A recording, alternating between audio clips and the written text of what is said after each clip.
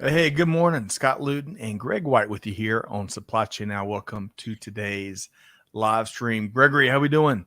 I'm doing great, Scott. How are you?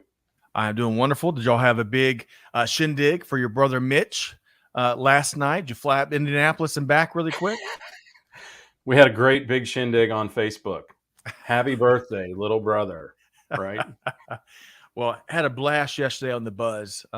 Really enjoyed Yeah. Sylvia Judy stopping in. We had a great conversation. And today's going to be a continuation here in this monster week of programming at Supply Chain Now. Today, Greg, we're going to be talking about carrier diversification, the what, the why, the how.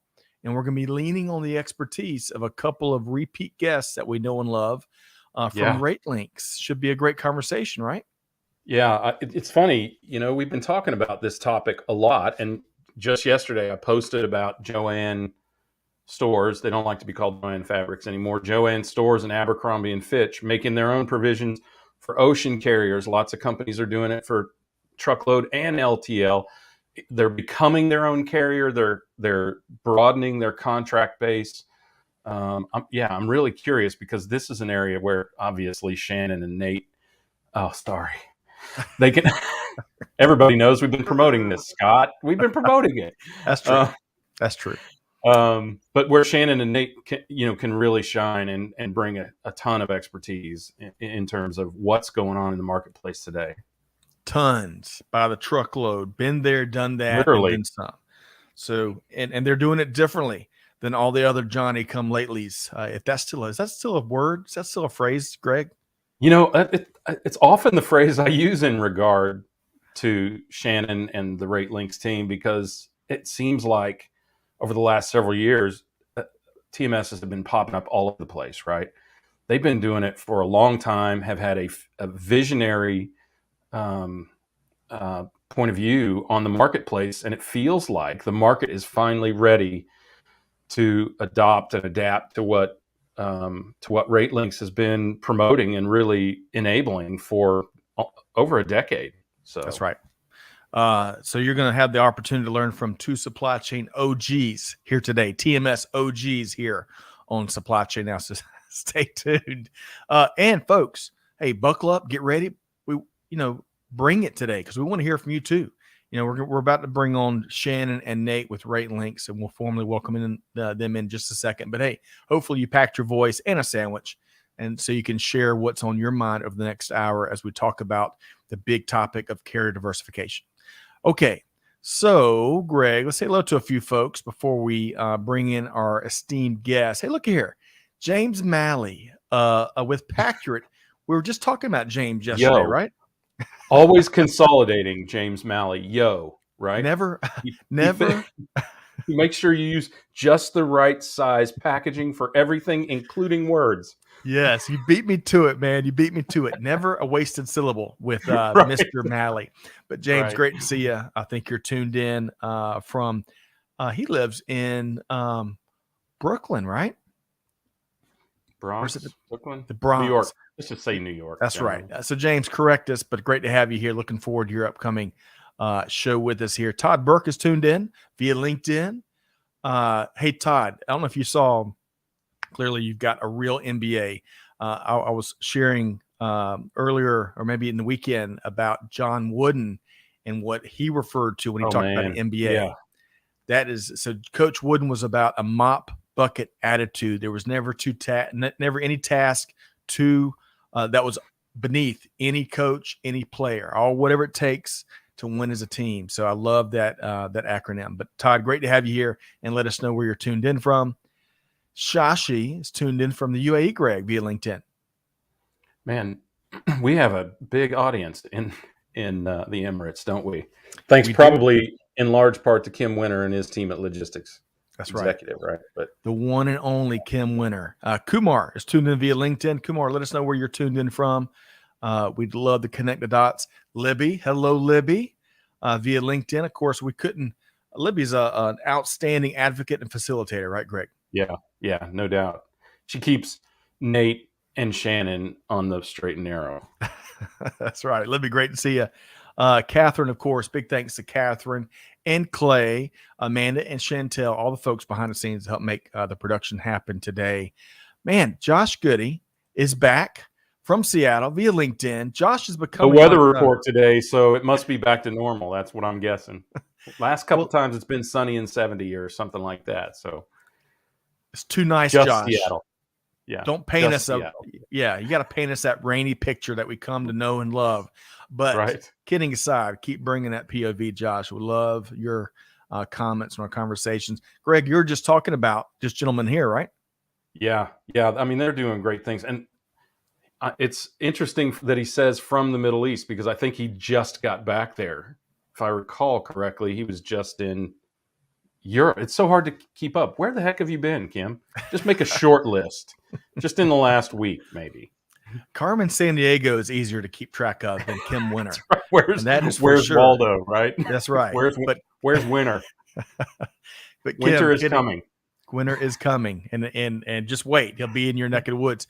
Kim, great to see you. Appreciate what you do, and hope to reconnect with you soon on a future Buzz episode. Clay is confirming James Malley. It is in Brooklyn. I thought so. Okay. I think he's a Mets fan, Greg. And, of course, the Mets got one over on the Braves last night, but that's okay. Game 2 tonight. And then Todd from Portland, Oregon. So, Todd, thank you. West Coast. So I wonder if the weather's the same in Portland as it is in Seattle. They kind of compete for just about everything. Okay, maybe so.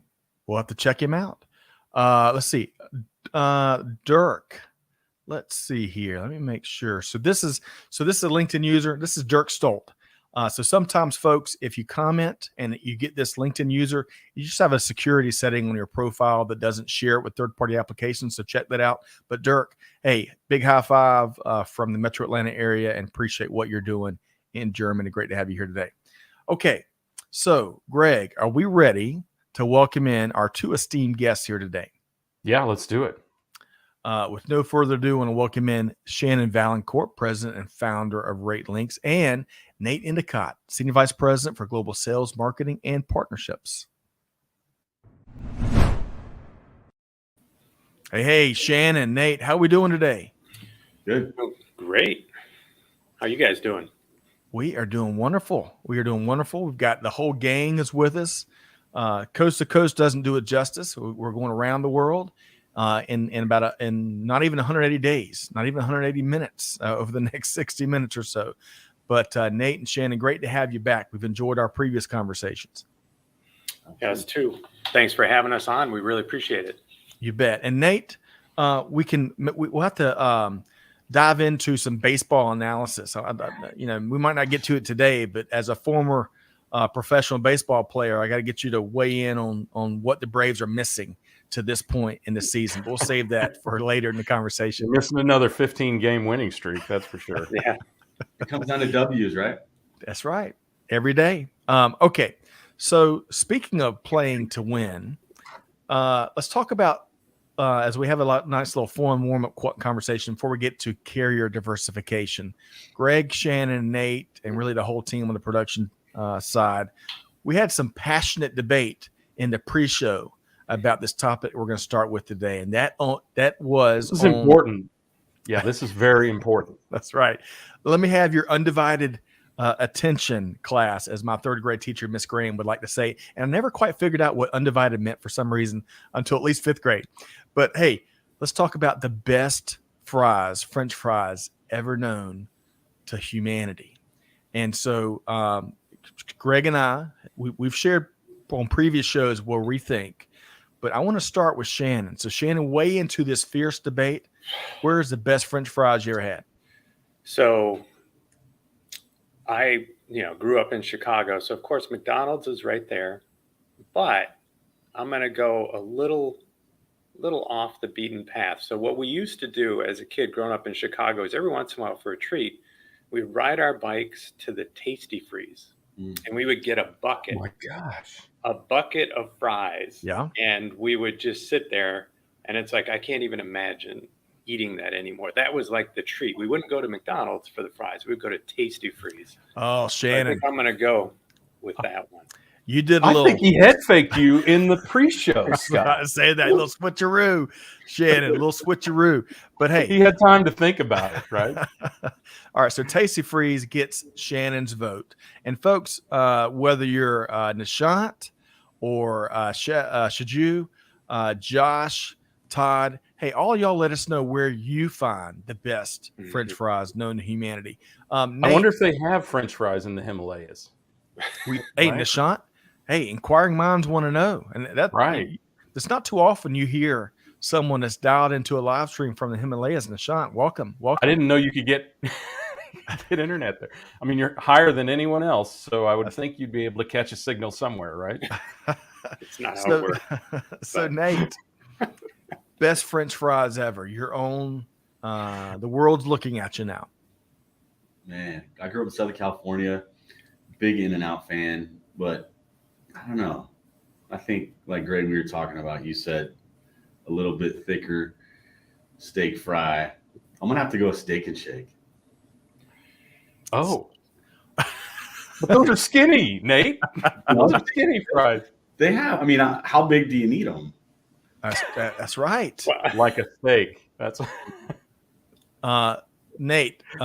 Steak and shake are delicious, and they're stepping in everybody the right has direction. thought here. I like this. I mean, we've put some serious thought into this, people. Oh, yeah. No kidding.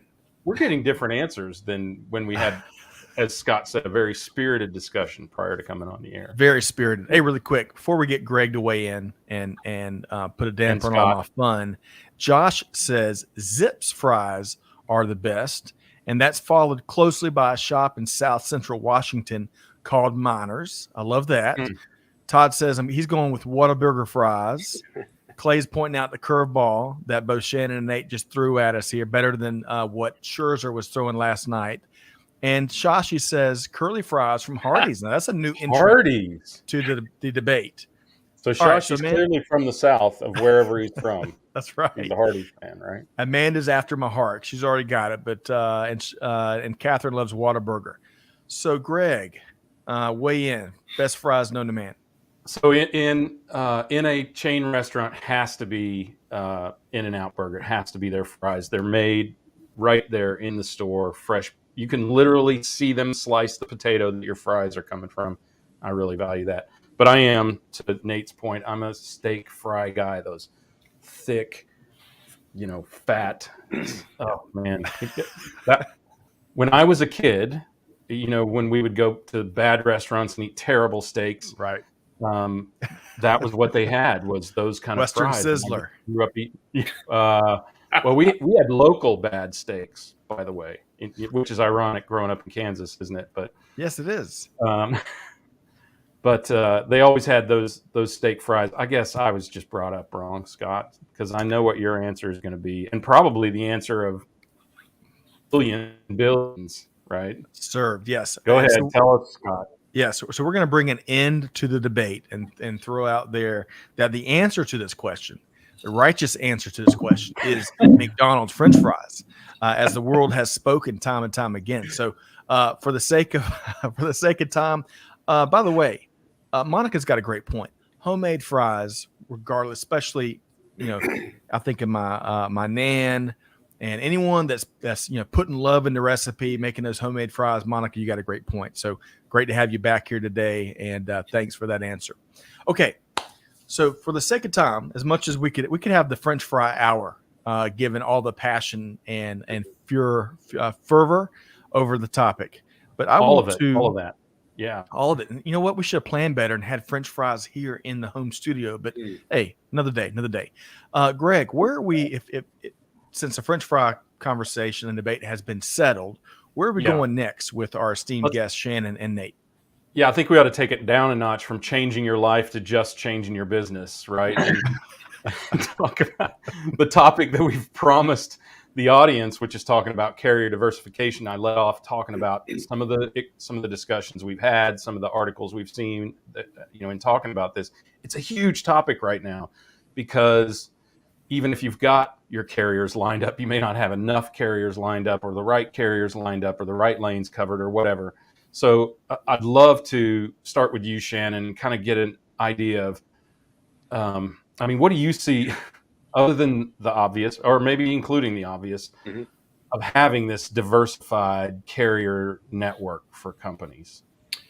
What's interesting is if you go back so I think about when I first started in the industry, way back when, we would go install a system and we would OG. put in UPS, FedEx, RPS, Airborne, Postal, and DHL. Hmm. So it was like we kind of knew all that stuff, and then all of a sudden it became two. It was, you're either primarily one or the other. So now you look at what's happening with the regional parcel guys, and of course, what's the obvious thing? What's carrier diversification going to give you? It's going to give you more options. With more options, you're going to get, potentially better service. You're going to get better price. You look at the other modes. We've been doing this for years on the LTL side, because you've got, the top 25 carriers haul over 90% of the LTL freight. You've got choices. Well, Right. now we're coming out of that phase with Parcel where you really only had two choices.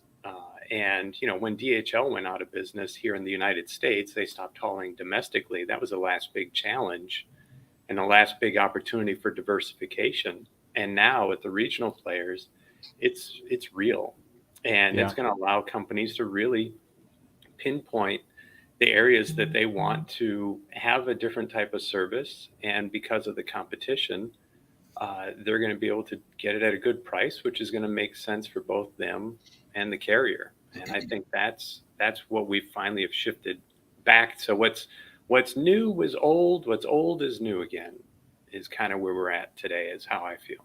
Mm. There are a ton of niche players, and as you said, Shannon, regional players, people who carry larger, smaller, or more hyper local, or only in a specific region, only for specific industries. We see it every day, right? So I think it's really interesting, and I think we can address this maybe later, but I think that the large carriers they've really done it to themselves, because one of the options now is Amazon, right?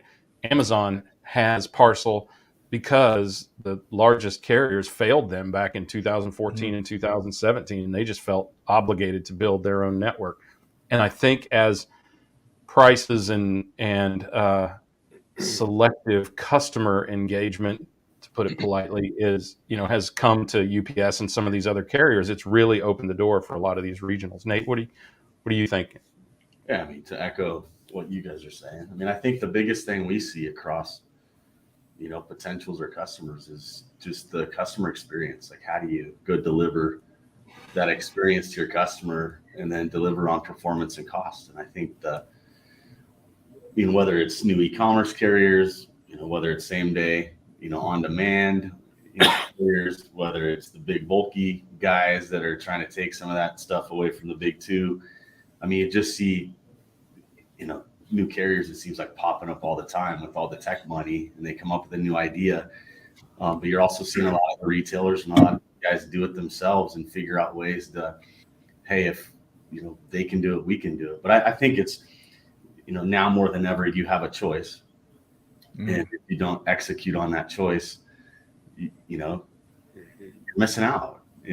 Those that have just kind of, we'll get to it later, fallen with, hey, we're just primarily FedEx or primarily UPS, you're single source. You might have one or two, or there's all these myths, or I guess call them excuses of why they haven't done it yet. But customer experience is huge right now, especially, with volumes as high as they got last year. Right. Now post-pandemic, Right. Like, holy cow, where are they going? So they can't take it. What are you going to do, and how are you going to do it? Yep. Hey, really quick, Greg, before we get into some of the hurdles that Shannon and Nate are seeing, one quick point, a couple comments. It'd be interesting to see what the new FedEx leadership does. There's already been some takes out there, so that'll be really interesting in the weeks and months to come. And then, of course, back to the important stuff. Lamont says, don't forget about Five Guys. Excellent point. Excellent point, right? Nishant says they do have French fries near the Himalayas. He prefers McDonald's. Thumbs up there. And he says, hey, I'm not exactly sitting at Mount Everest, but quite near the Himalayan range. And then finally, Josh says, you're entitled to your own opinion, Scott. Thank you for that, Josh. And by the way, Lamont's back with us from, of course, San Diego, California. So Lamont, great to have you back. Right. So it's July. So there's a new, we're back to the usual weather reports in San Diego, right? That's sunny, right? No, should be no marine inversions after June. So I'm curious if that's actually the case. Sunny, cool, and classy in San Diego. Hey, you know, something you both said made me harken back to this article. Walmart just jacked up the stock price of a company called Canoe by 80% today by ordering 4,500 of their bots, for lack of a better term, right? And getting a first option on 10,000 more for direct to home delivery, right? And these are talk about specialty. These are specially built for, multi-stop and that sort of thing. So a really interesting development that, whether it's your own carrier or whether it's somebody else's carrier, but we're really rethinking how things are being done, including drones or ground drones to air drones, right? They're talking about how to get over the fence if somebody's got a fence. So an air drone comes and picks it up off the ground drone and takes it to your front door. I mean, there's just 1,000 ways to get there. The big carriers, there are some big carriers getting into delivery. I just got a delivery from a company called AM Trucking because it was a kind of a refrigerator sized thing. So there's just all kinds of options out there. So, but there are all kinds of hindrances and hurdles, for shippers and for carriers. So what are you guys seeing in terms of the hurdles that a lot of these companies are facing and how they're overcoming them? Nate, you want to tackle that? Or yeah, I don't, whether it's take a swing at it. You should take a swing at it because you're a baseball player. Right. I mean, whether it's, I don't know, the hurdles are always, they're opportunities too. Like, how do you overcome it? How do you give wins? How do you deliver on initiatives? I mean, data and technology, I think, are the two, things. You either lack the data and the insights of, hey, where can we go optimize and get better? Hey, we don't know about these other guys, so right. How do you go get your arms around data, become data driven, or you lack technology, or just the buy-in internally with the culture, where you feel like you can't add any more carriers. But mostly it's either data or technology, I feel like, are the biggest hurdles that we run into. And it's something you absolutely can overcome. And it's not really difficult to go integrate to these carriers. So I think those are the two biggest ones. But I think, hurdles of getting, getting away from being naive, thinking, you got the best rate, or maybe the fear of, hey, they tell me I have the best rate, or the fear of I don't, what if I move away from these guys that have been around for years, and we trust these other guys to deliver on performance and cost for us? But I would say data and technology, I think, is what we run into the biggest for hurdles. Yeah, that's a good point. It's difficult to shift. The switching cost is potentially high to a new carrier, isn't it?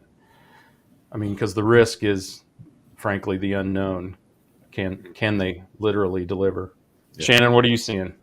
Yeah, I mean, I think it's everything that we see. I mean, yeah, you've got technology, all that good stuff, but really, it's the fear of change is what I think it is. It's a lot of people are okay with the devil, don't really, it's like, boy, I don't know what happens, what will happen. It is the fear of the unknown, because we've been through, all these companies and all these folks in charge out there have made change. They've done it. They've made technology changes. They've put the business cases together to show that this is the right thing to do. And usually what they're doing is something that they've done before, because it's a known entity. And I think that's where, with all these what look like new carriers, even though a lot of these carriers are not new, it's that fear of the unknown. And then, it's just, how do I measure that? How do I monitor that? What do I do, if it doesn't work out? everybody's pretty fearless when there's a net. So how do they move forward with this? And that's where I think the technology comes into play, and it's the speed to change. What if it doesn't work? Can I quickly switch back? So I think that's really what we're seeing. And the more that it gets adopted, I think it's going to get overcome here pretty quickly.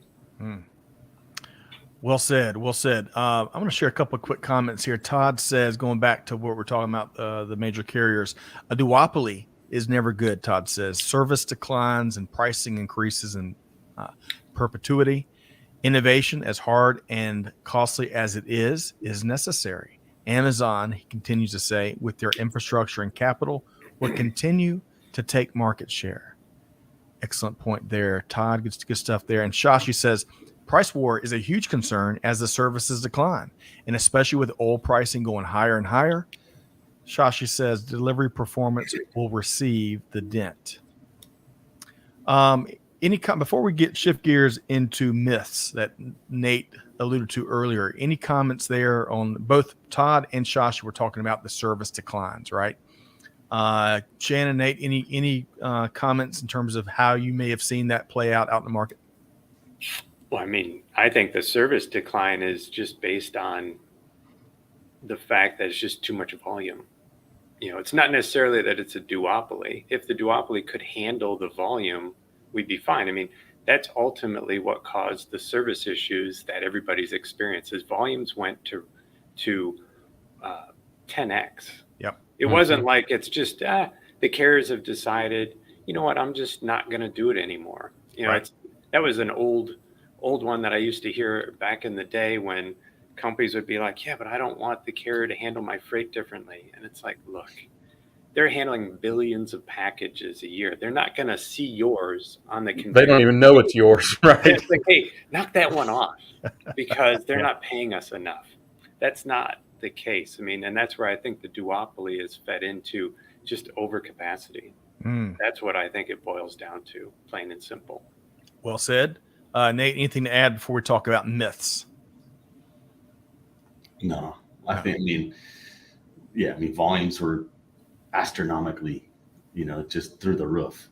It's just insane when you see volumes, and even our current customers in the volume, you wake up one night and you kind of look at what's going on. And you're like, holy crap, their volumes are high. Well, let me put it in context for you guys real quick. So we had a customer who showed us their graph of volume, and in a 2-week period, they went, so this is for COVID, when COVID hit and everything. In a 2-week period, they went from their normal levels to above their peak volumes. And they said normally an increase like that, we would have 18 months to plan for. We had 2 weeks. Dang. Yeah. So now put yourself in the shoes of the carriers experiencing all that. It's not. Wow. Blindsided, basically. Yeah. 18 months to 2 weeks of time to put a plan together. Okay. So I want to shift gears here for a minute. I appreciate the perspective you are sharing and the frank perspective you are sharing. It's such a fascinating time to be in supply chain, but certainly the freight side, right? The core of what supply chain does is it's intriguing. So the pride of Brooklyn, New York, is beyond James Malley. It's also Barbara Streisand. And Barbara Streisand had this quote. She said, "Myths are a waste of time. They prevent progression," end quote. So with that in mind, with that segue in mind, Shannon, I want to ask you, what's the biggest myth related to carrier diversification? Boy, that's a good question. I would say, there's the obvious stuff, of course, that, the carriers can't. These carriers don't have the sophistication, don't have the technology, all that stuff.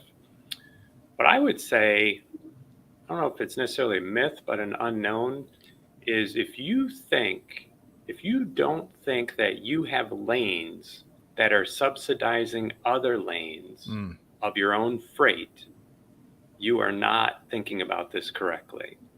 So by putting all of your freight, because volume, that's how you used to buy rates, is I have all this volume I'm going to go to market with.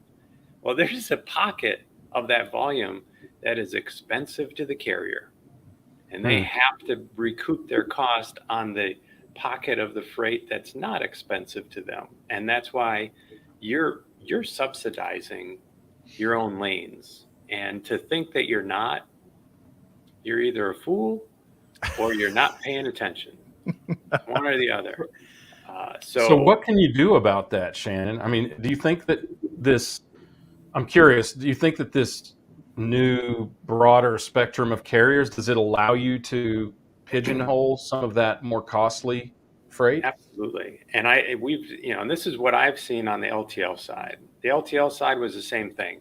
Customers would have huge volumes of freight with a carrier, and they're like, hey, our ORs are upside down. And it's like, yeah, you're using them wrong. And you go back to, I don't really want to name the parcel carrier, but when they increased residential delivery, they said, look, we don't want it, but if you're going to have us do it, you're going to pay for it, and we're going to make money off it.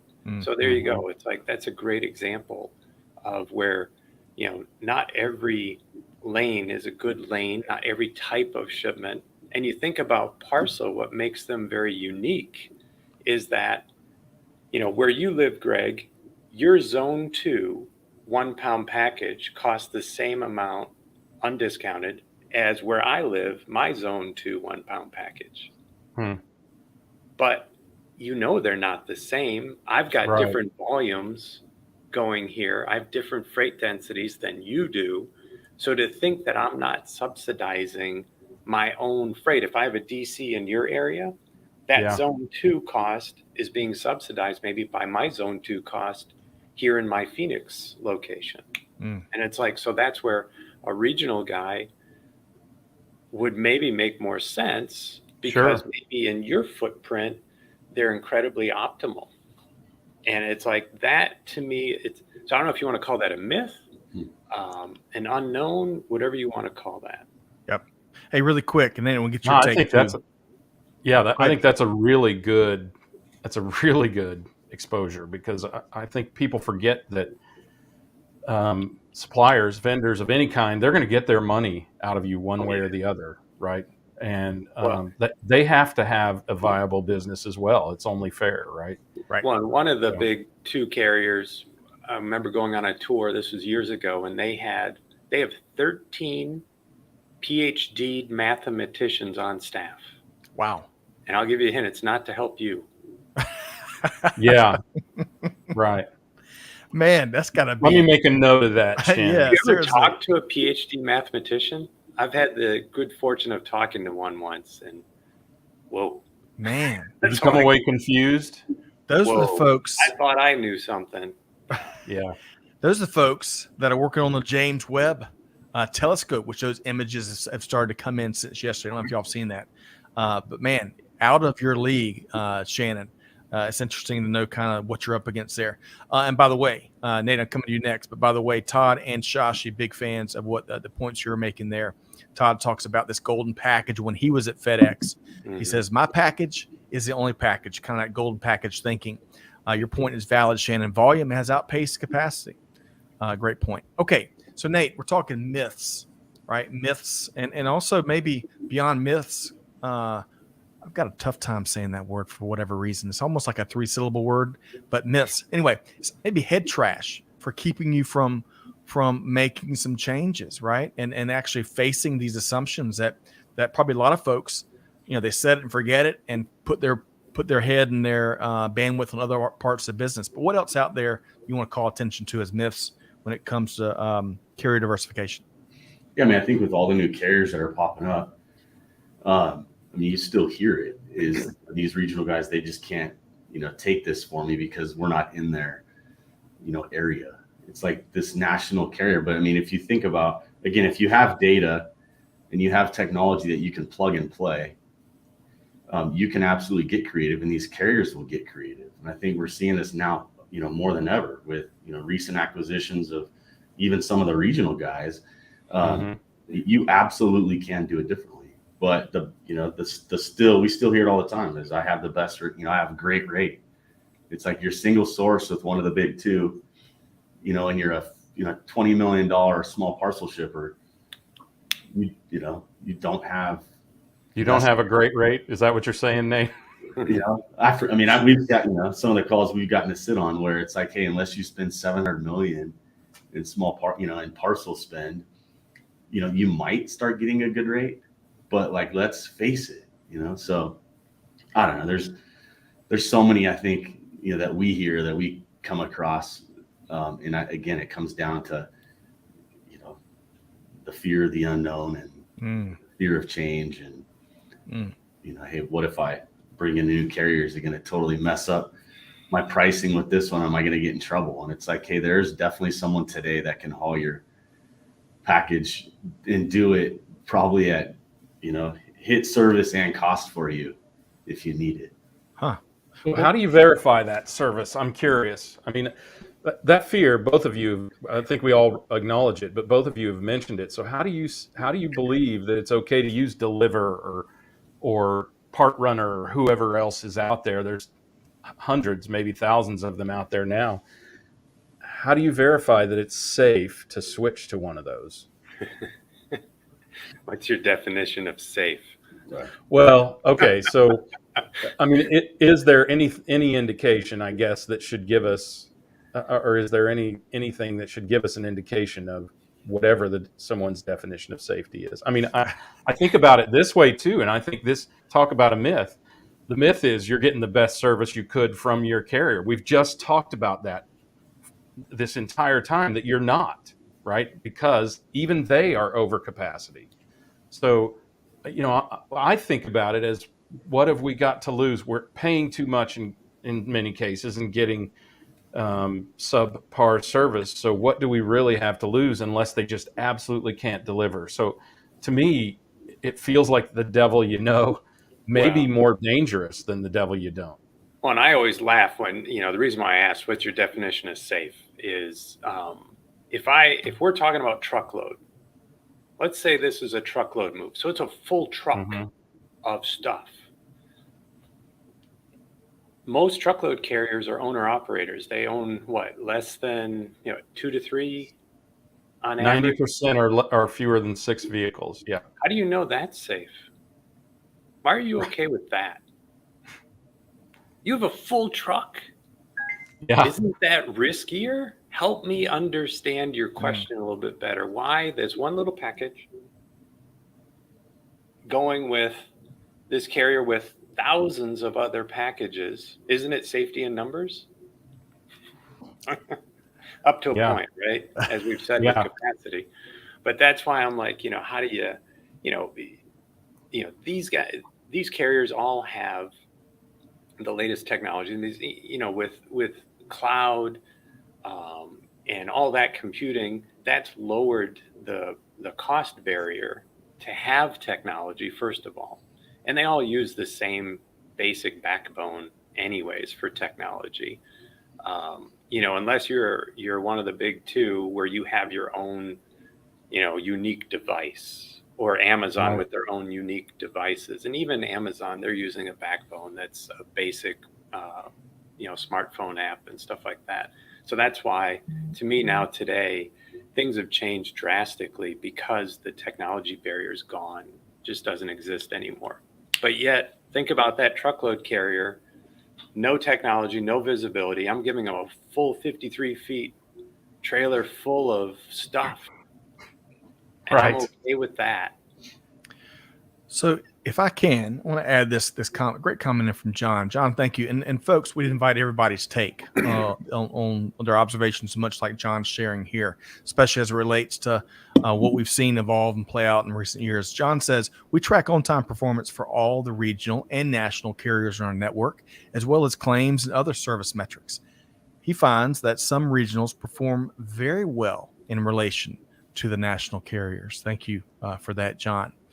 All right. So I want to switch over to, and Greg, I love your follow-up question there in terms of, defining safe, and Shannon, your follow-up comments there, because it's all about context, right? One person's safe shipping is the next person's nightmare. I'm being a little bit dramatic, but we all have our different definitions and different risk appetites and different operations. But I want to start with getting a better sense of outcomes. Outcomes with y'all speaking from personal experience. Like Shannon, you've already shared a couple.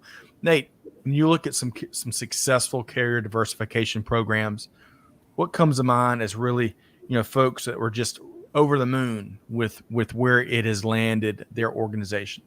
Yeah, I could think of a recent one. Retailer, they call it dinosauric or prehistoric in technology. Um, and I think that single sourced, with one of the big two, and trying to become, data driven, and how do you to leverage this, technology to go out and, have a shot to play at a carrier diversification strategy. They had IT constraints. We had to move pretty quick to help them to be able to hit, some stuff with peak. But I want to say that I think it was, within 60 days, some of it was up in 30 to 45, but 60 days we're able to quickly deploy a strategy where they had not just the data helping them, but also technology to be able to have a carrier diversification strategy in place where they can finally go out and swing the bat and have a conversation with the big two to say, hey, look, now that we have this technology in place, we can use anybody. So that gives them a win, but now they can figure out, okay, hey, how are we going to do this differently when you have technology that can go do it? So I want to say, I think just doing that, the 22% savings. And again, for them, that's a huge win. Yes. Wow. That doesn't account for, IT and having to maintain stuff or all the data time trying to figure this stuff out in Excel. And hey, how are we going to go have solid conversations and win sitting at the table with the big two? Yeah. But I mean, those are kind of the conversations we have daily, but that's, a recent one I would say that we could speak to that, is a pretty big deal. Yeah, agreed. And beyond the savings, I wonder how you could quantify that incredible flexibility that you referenced on the front end to the operation. That's huge, right? It's huge, and what that flexibility means moving forward, Yeah. right? Speaking about going back to Shannon's point, Shannon, I'd love to know kind of a good case that comes to your mind.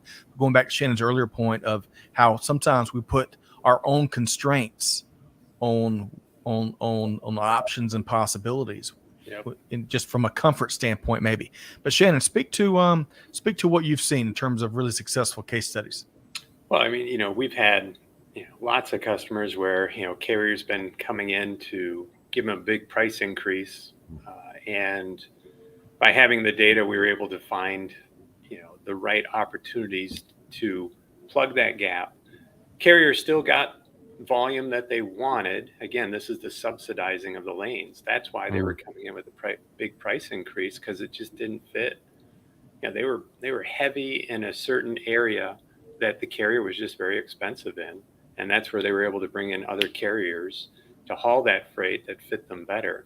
And really what happens is, yes, you get a great year one on it, but then year 2, 3, 4, 5, and beyond, what happens is the carrier now realizes, and your carriers realize, that you're taking this more quantitative approach. So when you tell them that this is what you're going to get, they actually get it. And when this is not what you're going to get, they actually don't get it. That really gives you credibility. So then when you're sitting down with the carrier, it just completely changes the conversation. We actually had a carrier go up on the whiteboard with one of our customers, and they just explained, why. It's like, look, here's why that freight is expensive to us. And they drew a little picture of their truck, and they're like, because here's everything on the truck, and that's all yours, and it's just really bulky and really what we want. But now, if you had freight in this other area, right, that would be better. So that's ultimately what we end up seeing from a result. So I want to pick on something that Shannon just shared there, Greg, and get your take, because big part of the advantage, a big part of the power in being able to diversify your carrier network is being able to change the conversations. If you walk into a room and you got 13 PhDs, which already gives me a heart attack, Shannon, to begin with, what you're saying earlier, goodness knows you better have the data and have a lot more answers than they think you have as you try to negotiate those conversations. The conversation's got to be different. But Greg, your take on the examples that Nate and Shannon spoke to there. Yeah, some of it is not really negotiation, is it? It's not a fit for their business, and they don't have any choice. They're going to be inefficient because they're not built to carry that kind of freight, and they have to charge more because of that inefficiency. So if you can find someone like Nate and Shannon are talking about that is efficient at delivering over one roadway to an island, or delivering a certain kind of product, they can build economies of scale that allow them to charge you less. And you have to think about it from that perspective. And I think the risk is much less if you've got a specialty carrier that specializes in an area and can build economies of scale there, or specializes in a type of freight or whatever and can build economies of scale, than trying to jam it all into UPS or FedEx or the Postal Service. Yep. Right. So I think if you think about it from that perspective, then you realize you're likely, it seems like you're likely to get more effective and timely and cost-effective service from a niche carrier if you've got really oddball or large or whatever regionally specific deliveries. Yes. Yeah, it's usually more geography related is what I've seen. Because, we've got another customer that ships right in the sweet spot of a carrier. And it's like, yeah, it doesn't make any sense. No brainer. To diversify. But again, you got to have the information, you got to have the data to make a real informed decision. That's what it really boils down to. That's right. Okay. We're going to talk about next steps for any of our listeners that want to maybe lean into the expertise that Nate and Shannon offer. An easy way to do that. But first, Dan, good afternoon. I'm going to pose this question, and we could always take this offline, but Dan asked a good question here because does the group have a perspective on a best practice cost of parcel shipments as a percentage of cost of goods sold? Shannon, Nate, any commentary there to Dan's question? That's a loaded one. As low as possible, obviously. And usually shipping would be below the line. It wouldn't be part of cost of goods sold. But if you're thinking of if you want to roll it together to compare it to retail, I can tell you this: an in-store on-premise retailer needs to make 26% gross margin just to break even.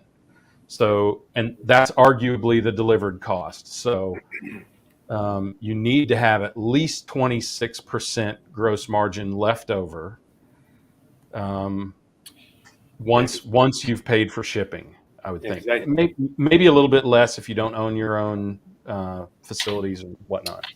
Shannon? I think back in the old days, we used to look at companies' revenue and look at their freight costs as about 10%. Ish of top line revenue was like a rule of thumb that we used to use. I don't know how that still applies today. That was all inbound though, wasn't it then, or would it include outbound? It was usually so.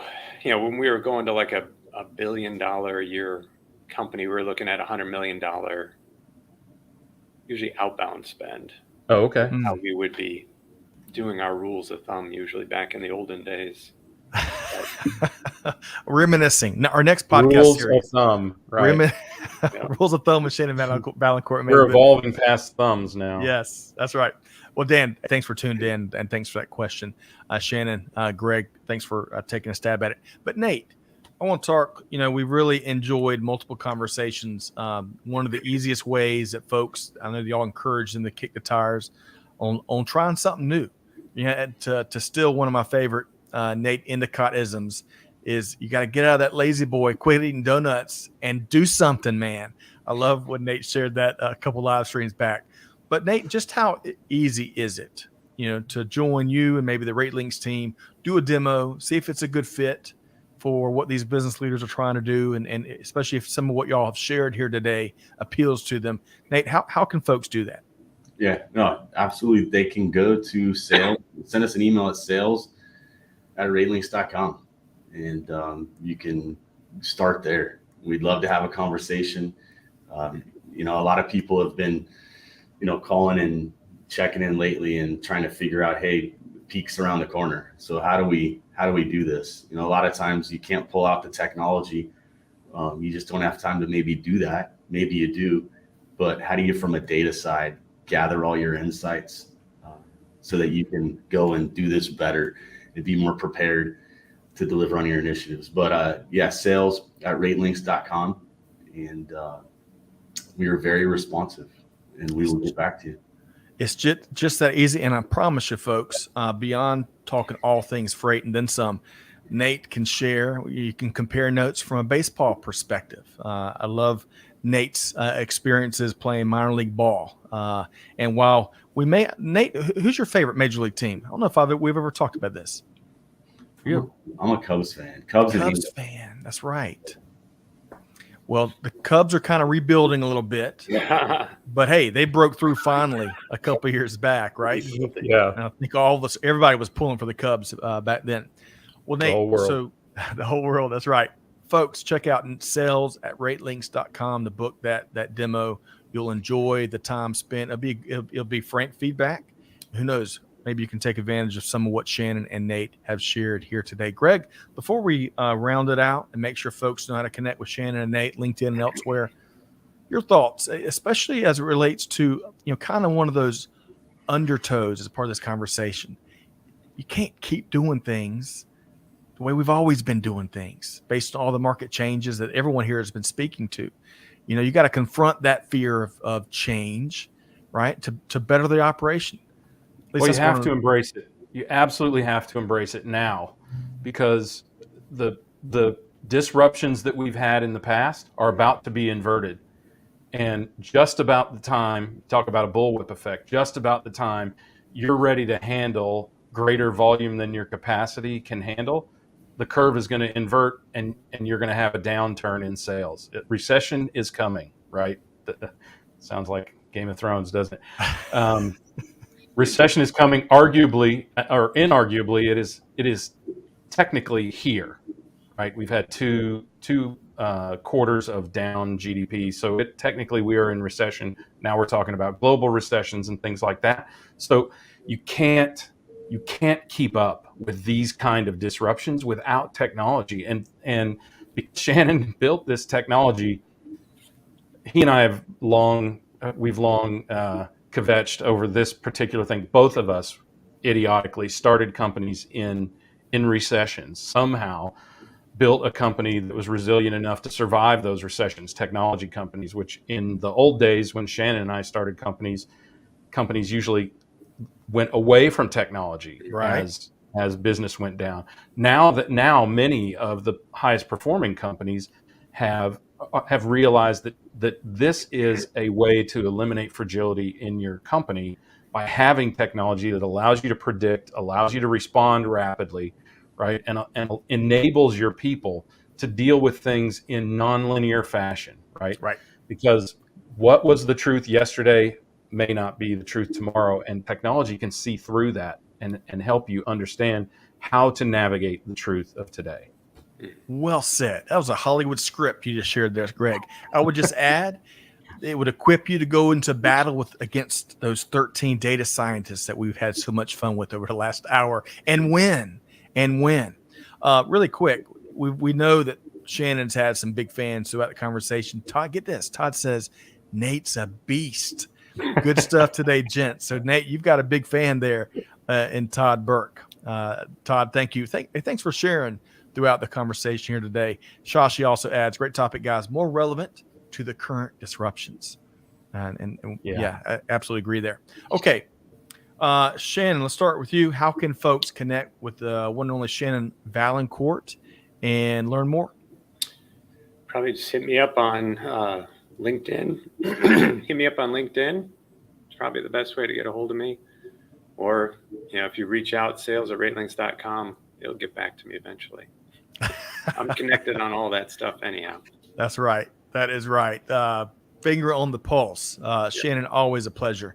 Thanks so much for your time today. And Nate, the Beast Endicott. Hey, really have enjoyed, as always, your contributions here and all that you do out there in industry. How can folks connect with you, Nate?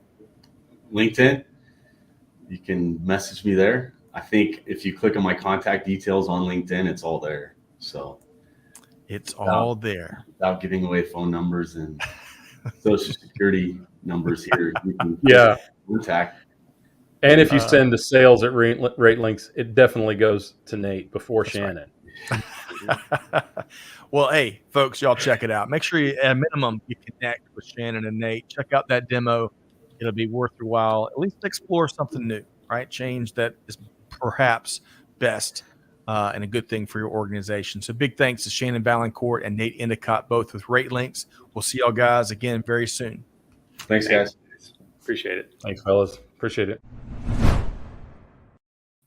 All right. Whoa. Hey, the swoosh sometimes does wait for some folks. How about that? But Greg, I love just the no nonsense. Both Shannon and Nate taking these conversations. I think we got a tiny inkling of nonsense from Shannon today, right? I mean, it's clear he has experienced this for a long time and feels really strongly about it. And I think, I can definitely relate with where these folks are. They have been promoting, advancing, and using technology to solve these problems and to not just solve them, but prevent these problems for decades. And I'm sure there's certain aspect of this that's old hat, particularly for Shannon, and he sees it as a really simple solution. And because they have, and I've looked into what they built, because they have such a robust and mature technology, I can verify that it is that, right? So that's right, Clay. 0 days since our last nonsense. I love that, Diesel. 0 days since our last nonsense. Hey, as we all know, the power of a sense of humor has been something that we've all needed to cling to over the last couple of years. It's so important. But Clay, I love that. I appreciate this. This might be Dirk, perhaps. A great session today with valuable insights. Thank you for that. Hey, Joe Boyle, I appreciate your comment here as well. Super info. Yep. I agree with folks that have been there and done that. Okay. Well, as we've suggested, hey, take action. Check out sales at ratelinx.com. Check out that demo. See if it's a good fit for your organization. But whatever you do, right? Whatever you do, stealing the Nateism we identified earlier, you got to do something, right? You can't sit there and wallow in the current state, man, because the market is changing whether you like it or not and whether you acknowledge it or not. Right, Greg? Yeah, big time. Kim Winter, appreciate you. Top show, always. Gents. Keep them coming. We're cranking them out like donuts around here, Kim. But hey, with great guests, right? Great guests equal great content, and Shannon and Nate are two of our faves. Okay, folks.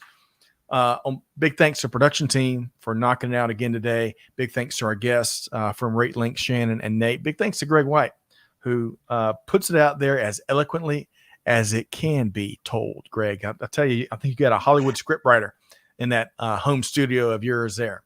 Well, I got to tell you, thank you, by the way, I feel a lot of affinity for what particularly Shannon has done with Ratelinx, because he has done it the right way. I mean, he built a long-lasting company. And as you said, you can't rest on your laurels. You can't rest on been there, done that either. It's a unique culture when a group of professionals have been there and done that, and yet they are able to flex and change with evolving and innovative times. So that's a very rare combination, and those are always special companies when people can do that. Agreed. And there's lots of reindeer games out in the space, and we have known and rubbed elbows with Ratelinx for quite some time, and there's no replacement for folks that do things the right way. So, hey, thanks for joining us, everybody. Thanks for all the comments from Todd to Shashi to all the French fry votes and opinions that came in earlier. Hopefully you enjoyed Now the I know episode. where to get French fries in the Himalayas. That's right. good news. That is right. But whatever you do, folks, take a page from Shannon and Nate and Ratelinx and all the comments here. Hey, do good, give forward, and be the change that's needed. And on that note, we see you next time Please right do. back here on Supply Chain Now. Thanks, everybody.